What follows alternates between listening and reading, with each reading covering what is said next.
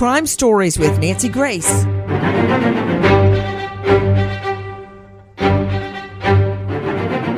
We've all just finished celebrating July the 4th, celebrating the greatest country in the world, America. Can you imagine at the celebration hearing shots ring out, then screams? I'm Nancy Grace. This is Crime Stories. Thank you for being with us here at Fox Nation and Sirius XM 111. Take a listen to this, our friends at NBC. From every angle, chaos, confusion, and carnage. A July 4th celebration through the center of town transformed into a mass casualty incident. Active shooter call in Highland Park. Police say the gunman took a sniper-like position, firing onto the parade from a roof using a high-powered rifle. I picked up my kids and we ran again. I put them in a garbage dumpster and then I ran back to look for my partner and her daughter. And I saw people shot on the ground. The attack sending crowds scrambling, panicked parents trying to protect their children. Just this horrific pow, pow, pow. And then you heard people screaming, bodies down, run for your life. That's what I heard. Joining us right now, an all-star panel. But first, let me go to Lynn Sweet with the Washington Bureau. She is the chief for the Chicago Sun-Times and a witness. Lynn, thank you for being with us. What happened? Well, thank you. I am usually in Washington as the Washington bureau chief for the Chicago Sun-Times, but on July 4th, I was in this suburb about 30 miles north of downtown Chicago just to enjoy the Highland Park 4th of July parade. I have family here, been coming to this parade for years. There was a hiatus because of COVID. What happened very briefly is I was at the beginning of the parade, near where the floats were assembling. And all of a sudden, I saw a sea of panicked people running towards me, racing towards me. I said, what happened? Somebody said, a shooter. The enormity of what that meant did not strike me until a few minutes later when I made my way to the main parade route, a street called Central Avenue, downtown Highland Park. And I saw what no one wants to see. I saw women and men who were wounded, and I saw, sad to say, bodies, lots of blood. And what the moment that is frozen in time, Nancy, is how people just abandoned everything they had. Their summer beach chairs, the blankets, knapsacks, especially baby buggies. Parents usually know you just don't leave a baby buggy around, but that's how scary the situation must have been, that everyone who had a baby in a baby carriage just grabbed their child and ran. With me is Lynn Sweet, the Washington Bureau chief for the Chicago Sun-Times. Lynn, you just described something that always struck me when I would go to crime scenes. The smallest things, even in murder cases, would somehow take on a poignancy. I find it hard to describe. Lynn just described a mass shooting scene, and she makes her way to it and finds baby buggies, party accoutrement. They're there for July the 4th. Tell me, Lynn, when you first heard the word shooter. So what went through my mind? I thought, was this a firecracker? Was it a firework? And even as I was making my way to the main part of the parade, I was thinking, this is a lot of people to be running this scared if it was just one shot. But it didn't escape me. One shot would have been enough to have sent everybody reeling. The enormity of this being a mass killing with a rapid fire assault-like weapon with a high-capacity magazine, which we would know more about later. As I was making my way there and saw all the carnage, I realized how fast this had to happen. And then, some people told me, boom, boom, boom, about the rapid fire sequence that they heard. And that it's what how fast this destruction can happen. And the point for me and I wrote this in my column that's at suntimes.com, I've been covering massacres since Columbine in 1999, but it's been Washington, congressional debate, gun laws. This time, on this July 4th, I was there. Can I ask you, Lynn, what led you to go toward what was happening and not run away? Nancy, it didn't dawn on me not to. And to anyone who's listening, it's just not about me. You don't need to have any fuss about me. It never dawned on me not to do it. I just went. I've been a reporter a long time. I'm from this community. I understood something terrible was happening. It just never dawned on me not to go see what happened. I'm just imagining if I had my twins, I've got boy-girl twins at a July 4th festival or parade, and all of a sudden everybody starts running and screaming. I like my daughter, when she is approached with a scary situation, she freezes. Other people run. Was there anybody left, or was it just cleared out like in a movie? There were people there. And one other thing, again, I do kind of want to minimize what I did. If I had children with me, I probably would have made sure, depending on the age. If I had babies with me, I wouldn't have gone. I'm not silly. You don't do that. Nancy, if you were alone and you were with me, you might have gone too. Well, I would want to find out what was happening and see if anybody was hurt, that maybe we could help. Or something, for whatever reason. And so when I was there, the spectators were gone. There were people who were trying. I have vivid images of people leaning over the wounded, people who put blankets over the dead. And then some people who surmised that it was over were hanging around watching. But the thought did go through my mind that the shooter had not been caught. I asked some law enforcement people who were really in a rush. I quickly said, is the shooter here? And they said they don't know. So I was aware that a shooter was at large, active shooting scene. I looked around, but I'm there in a professional capacity. Frankly, if I was just not there to work, I don't know why I would have stuck around. You catch a look at what's going on and then you leave out of prudence. Especially though, Lynn, when you think about people like Eric Rudolph, remember him, the Olympic bomber? I was there that night working in the DA's office the night of the Olympic bombing. I was there when the bomb went off and immediately started taking witness statements and trying to figure out what had happened. Within an hour, we were interviewing witnesses. Do you know what he went on to do? Bomb an abortion clinic. My investigator went to the scene of the bombing of the abortion clinic, and then he had it rigged so another explosion would happen, and that shrapnel actually hit my investigator. So you're right. If the shooter had not been apprehended, there's a huge possibility there could be more killings. Well, here's the thing. Also, at the moment, who knew if this was really a lone gunman? Who knew if this was an organized terrorism attack? Who knew what? So, in terms of how other people responded who were not directly there to help people, I don't know why they stuck around. There weren't many. Most of the people fled. I thought in the end, it was not as chaotic as some people have described it, only because from my point of view, did it result in everybody leaving quickly. Okay, so you have a little point of view. If everybody leaves quickly, then to me, it's over.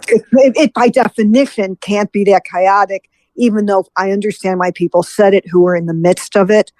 A real chaotic thing is when people don't know to leave, can't leave, feel trapped. Right. Can't get away, like in a concert or something. And there you hear in the midst of a mass shooting, Lynn Sweet, the bureau chief for the Chicago Sun-Times in Washington, is there in the midst of it. And you just heard one parent hid their children in trash cans. Take a listen to our friends at ABC. We all actually came out for a family outing. My husband works at Gearhead, and we brought our 3- and 1-year-old out, and my in-laws were with us.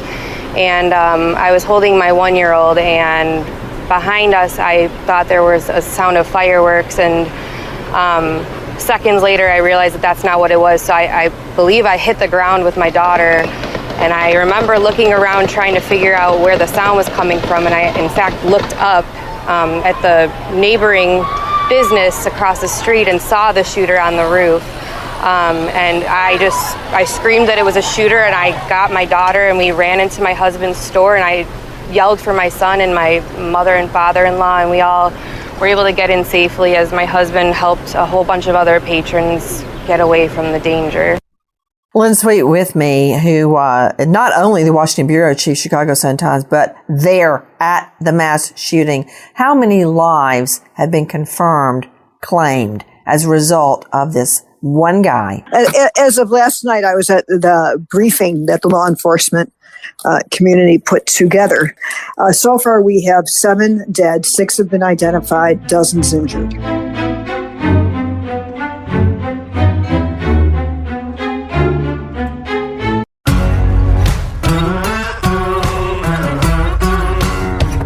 Crime Stories with Nancy Grace.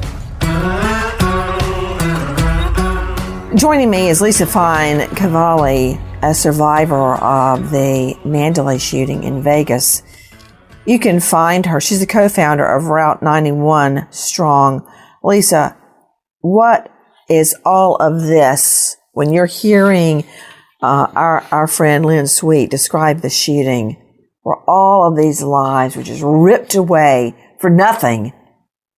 What is that evoking in you? You know, Nancy, it reminds me of the war zone that opened up in front of 22,000 of us at the concert in Vegas. And it was absolutely horrific. And I can only imagine what that was like there because I've lived it myself. Guys, take a listen to our Cut 5, our friends at ABC. I had just looked up. It was like a dream. I was like, this isn't real. That's all I could say to myself is this isn't real. But I needed everybody to know that there was a shooter, so I was just screaming that. And I saw long hair and I saw a gun, and that's all I could tell anybody. But when I ran in the store, I was just like, Tony, I saw him. Tony, I saw him. And we just ran down into the basement and we were just shaking and crying. It was horrific. And also from our friends at NBC. Dr. David Baum, along with Dr. Lauren Schechter, were at the parade with their families, initially running for safety, then turning back around and treating the wounded. All of a sudden there was a stampede of people coming, and then I realized it was gunshots, and I literally just thought to myself, this is how it's going to end. At least 6 people shot and killed, more than 30 injured. The doctors couldn't believe what they were seeing. It was quite a horrific scene. As first responders tried to save lives, authorities launched a county-wide dragnet looking for the shooter. Now take a listen to our friends at WLS. Cell phone video capturing the sound of gunfire during Highland Park's July 4th parade. Oh my God, it's gunshots! This morning, police say the gunman was perched atop a roof, firing at parade goers who just gathered to celebrate the holiday. Everyone was basically running, screaming, there's a shooter, there's a shooter. Officials say at least 6 people were killed and more than 30 injured. Parade goers taking cover anywhere they could. For 3 hours, Donald Johnson hid in a gas station. There were 6 or 7 children crying their eyes out, and the mothers finally got them settled down by singing "The Wheels on the Bus Go Round and Round." The scene is horrific. The thought of mothers hiding with their children, trying to calm them down by singing "The wheels on the bus go round and round" over and over and over. To David Katz, former senior special agent with the DEA, founder and CEO of global security group Inc., and active shooter response expert. David, weigh in. This was all planned out. So far at that juncture, they have an ID on a lone shooter, white male, long hair, one gun.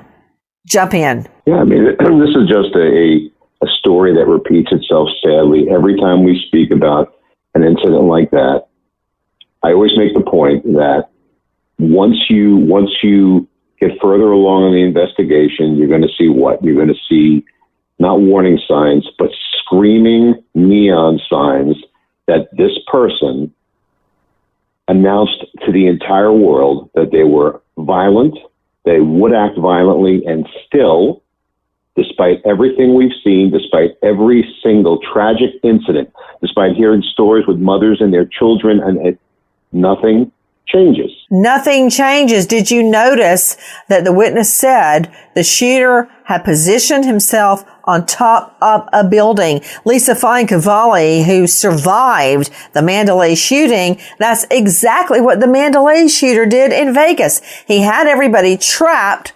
You know, there were concerts going on. Nobody could really get out. And he was perched on a high location shooting out of a room. Yeah, it was like just a repeat of what happened almost 5 years ago.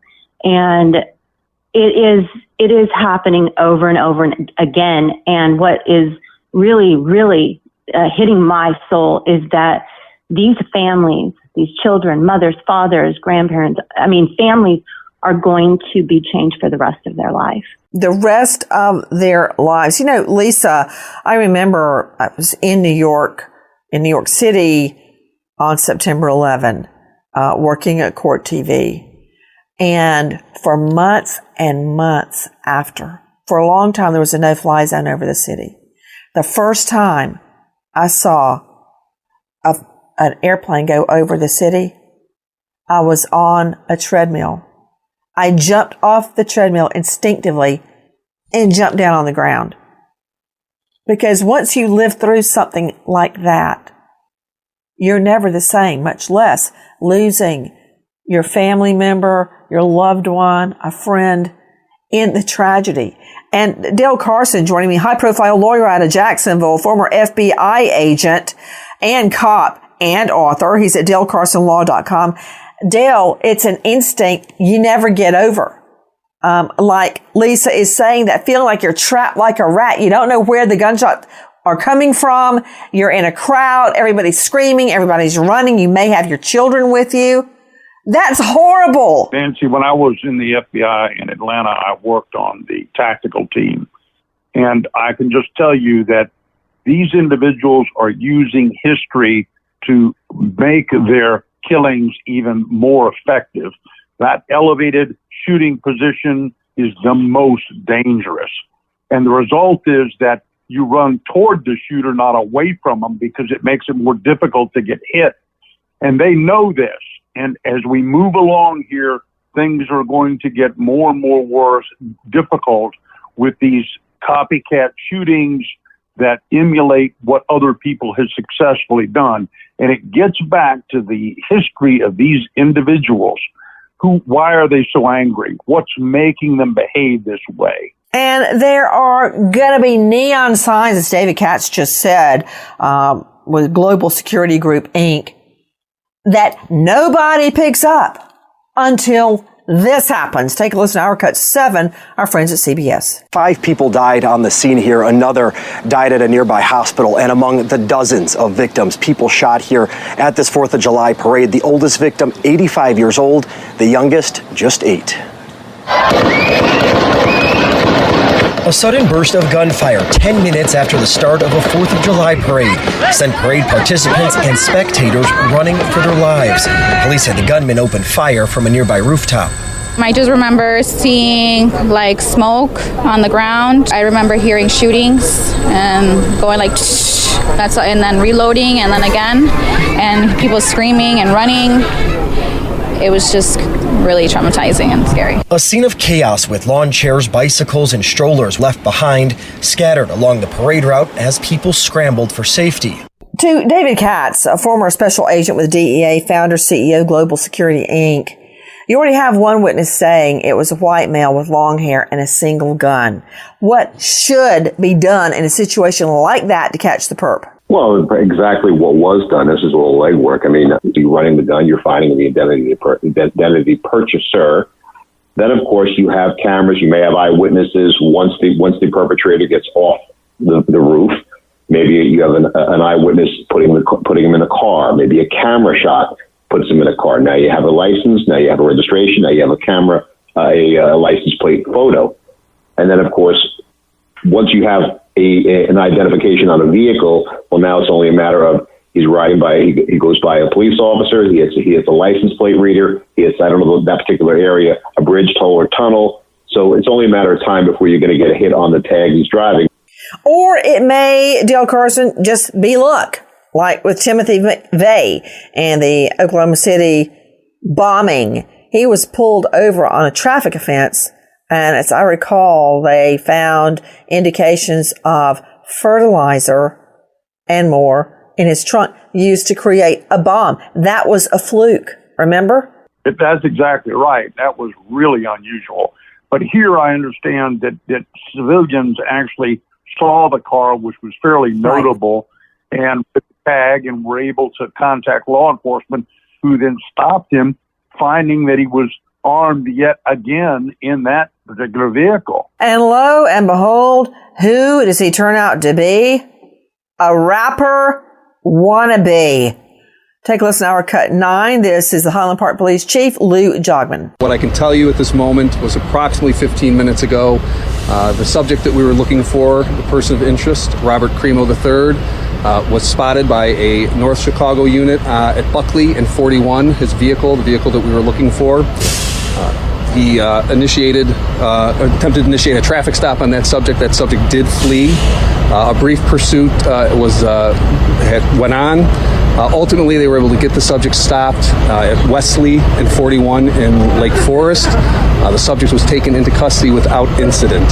So at this point, I, again, want to reiterate, things are moving very quickly, as they do, unfortunately.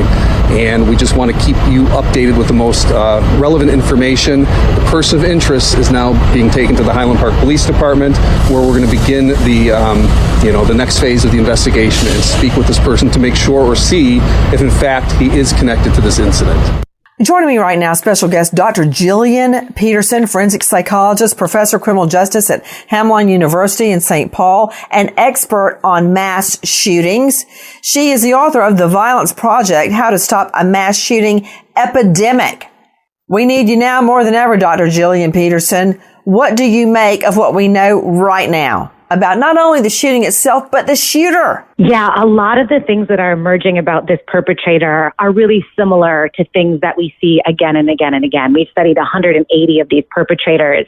So the fact that he was 21, the fact that he's posting things online, really interested in violence, has a history of threatening his family members, has a history of suicidality and attempting suicide. A lot of this stuff is really consistent, posting on these really dark message boards. What's a little different in this case is actually the fact that he wore a disguise, because usually the perpetrator wants to be known for this. They want their name to make the history books. So throwing on a disguise and leaving the scene is actually something we haven't really seen before. Tell me what you find the most curious or probative about his postings online. You know, some of these message boards online are so dark and so violent. It's hard to pick out sort of which specific post is the one that's going to lead to someone actually doing this. But we do know amongst these perpetrators, they study each other. They identify with previous perpetrators. They post violent content. And it's so, when you look back, you can just see all these glaring warning signs. Like, why didn't somebody pick up on this in his life? When you say dark websites, what do you mean by that exactly? I think he was posting on one that's a message board where people post actual images and videos of sort of death and murder and carnage. Just really kind of awful stuff that it's hard to imagine anyone wanting to go on and look at for fun, but he was a really frequent poster on that discussion board. His name is Robert Bobby E. Cremo III, and he performed as a rapper who went by the name Awake. His recent music videos include depictions of mass murder. Now, you know, Dr. Jillian Peterson, if that's not a red flag, I don't know what is. I fully agree with you. It's part of it is, I think, we think of these as these scary outsiders. So it's hard for parents, neighbors, teachers, friends to think this person posting this stuff could actually do this. Somebody I know could be the person who actually does this. And so we tend to dismiss or explain away all these really clear warning signs, things like posting depictions of mass shootings in your music videos. His most recent video was posted to YouTube, and it shows him standing there in the aftermath of a bloody school shooting. It ends with him draping himself in the American flag. And I want to circle back with you, Dr. Peterson, about that video being draped in the American flag at a mass shooting and this shooting that occurred on July the 4th. Another music video is a cartoon depiction of a man wearing a shirt with his YouTube channel's logo on it, but he's holding a long gun and he gets shot by police. It goes on and on and on. He had his own Discord server where people would chat with him, and it was full of nihilistic police themes. It goes on and on. I wish politicians still gave speeches like this. And there was a picture of Bud Dwyer, the state treasurer that shot and killed himself, on live TV. I mean, when you say dark videos and imagery, you're right.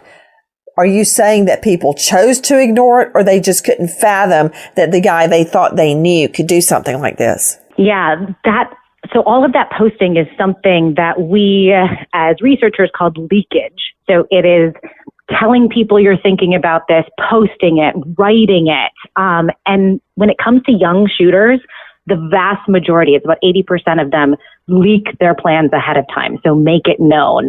But yeah, it's sort of, we miss the leakage. We don't take it seriously. We can't imagine it could really happen. We don't know who to report to or what to do with it.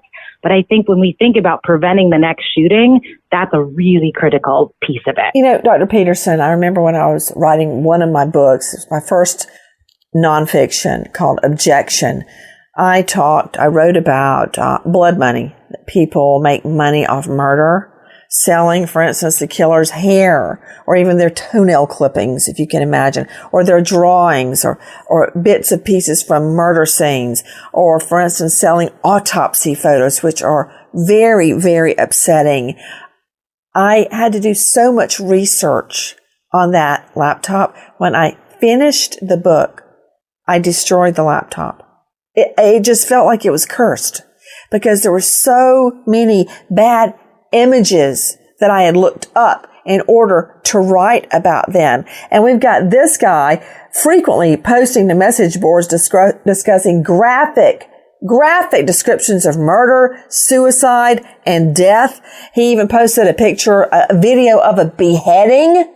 I mean, for Pete's sake, if I knew that about my child or someone I loved, I would immediately get help for them, because there's something very wrong with that, doctor. Yeah, absolutely. And that's what we need people to do. And it's that on top of the fact that there's 911 calls to the house a couple years prior because he's attempting suicide or because he's threatening to kill his entire family with his knife collection. I mean, when you put it all together, it's hard to believe that no one thought we really need to connect this kid with some sort of resources. This is not okay. And that's what we need people to be doing. And Dr. Peterson, what do you make of his rap persona, Awake? You know, I don't know. To me, it's that kind of quest to be known, right? That quest for fame, that he wanted people to look up to him, to hear what he had to say. And that quest for kind of fame and notoriety is something we see a lot of in mass shooters. And in fact, a lot of times they do this, their final act, so that their name does make the history books, so that they can be known for this in a way that they weren't known in their life. His full name was, quote, Awake the Rapper. Now, having, prosecuted in inner city Atlanta for so many years, to live here, you basically have to love rap. You have to know rap. You have to understand rap. But I see him, Awake the Rapper, as using that as a vehicle to disseminate hate, violence. I mean, you can see that in his lyrics and everything he did. Why do you believe that no one seemingly noticed or did anything about it, Dr. Peterson? You know, one thing that I think we're still struggling to figure out is how do you separate the people who end up doing this from other people posting violent content who don't do this, right? And how do you criminally charge someone, say, for thinking or talking about violence? We can't do that, right? They have to actually do it. So I think part of it is we don't know how to intervene, right? We don't know who to connect this person with. We don't know when to be concerned or when not to be. And so a lot of sort of new research in my area in forensic psychology is really focused on helping us figure this out. You know, this is reminding me of Dr. Jillian Peterson joining us, professor of criminal justice in St. Paul. We recently covered the case of a handyman who was working for this beautiful young mom. Her name is Ursalia Gall, and if you look at her killer's profile, it's inundated with sex videos, pickup hints, murder scenes, rape scenes, stabbing scenes, and she was stabbed dead nearly 60 times. So I really believe that your social media, what you post, is a window into your psyche. I really believe that. I mean, you have people that post all about their children or all about their job or their interests. That's what they're about. And this is what he was posting, Doctor. Yeah, I fully agree with you. And I think there's questions about, what responsibility do social media platforms have for looking at this content? Who should be moderating it? When we see something really concerning, who should we be telling? But really, there are people in his life who had to know that this is what he was posting. And that's when we need people to speak up. Take a listen to our Cut 12, our friends at ABC7. Federal authorities are assisting in the investigation and poring over, as I mentioned, Cremo's social media accounts, which we're told depict graphic images and violent behavior. We're also told that Cremo will most likely appear in bond court sometime today. Again, the biggest thing we're waiting for right now are those charges, the announcement of the charges. So we're expecting a news conference to happen in about 10 minutes or so, a little more than that, here at the Highland Park Police Department, and we expect to learn more about charges being officially filed. Well, we also know Dale Carson joining me, high-profile lawyer out of Jacksonville, former FBI agent. All we're learning about his social media is going to be used by the defense to claim insanity. But Dale Carson, I want you to listen to our Cut 13. This is Lake County Major Crimes Task Force spokesman Chris Cavelli. Listen carefully. We do believe Cremo pre-planned this attack for several weeks. He brought a high-powered rifle to this parade. He accessed the roof of a business via a fire escape ladder and began opening fire on the innocent Independence Day celebration goers. The rifle was purchased in Illinois, and the information we have thus far is that it appears to have been purchased legally by Cremo. During the attack, Cremo was dressed in woman's clothing, and investigators do believe he did this to conceal his facial tattoos and his identity and help him during the escape with the other people who were fleeing the chaos. During the attack, we believe that Cremo fired more than 70 rounds from this rifle into the crowd of innocent people.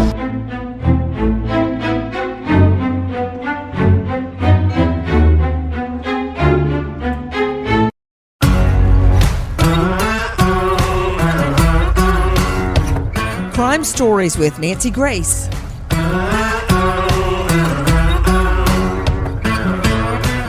To Dale Carson, high-profile lawyer, joining me, former Fed with the FBI. He is not insane. Did you hear the pre-planning that was involved? Absolutely.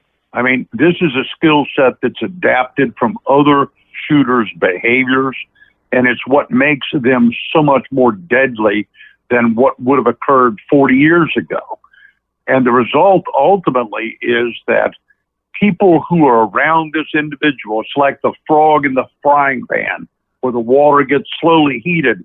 Because if you're watching him grow up as a child, you think, well, that's not so unusual. That's not so unusual. But from us on the outside, when we look at that child, we go, that person is not right. You know, many people are wondering how he managed to get away from the scene of the shooting. Take a listen to our cut 14 with the Lake County Major Crime Task Force. Following the attack, Cremo exited the roof. He dropped his rifle and he blended in with the crowd and he escaped. He walked to his mother's home, who lived in the area, and he blended right in with everybody else as they were running around, almost as he was an innocent spectator as well. He borrowed his mother's vehicle. We issued an alert yesterday afternoon. Chief Jogman provided the vehicle information and Cremo's information. We're very thankful that an alert member of the community saw Cremo's vehicle traveling southbound on Route 41, dialed 911. An alert North Chicago police officer spotted the vehicle, waited for additional backup units to arrive, conducted a traffic stop, and they were able to safely apprehend Cremo with no injuries to the officers. Inside the vehicle, there was a second rifle located. Indications is that was purchased by Cremo as well. So I'm trying to figure out what this all means, but to Lisa Fine-Cavelli, a survivor of the Vegas Mandalay shooting, when you hear all of this about the shooter, in this case, Cremo, 22-year-old rapper wannabe, Awake the Rapper, what goes through your mind? It makes me concerned about our lives here in America. It makes me feel that how do we stop this? How do we save lives? What are we going to do? We can't go to concerts. Our kids at school are getting killed. Movie theaters, churches, places of work. Nobody is safe anywhere. And it is so beyond that we live in this, in the United States, and we are in a war zone while we go out and enjoy our lives.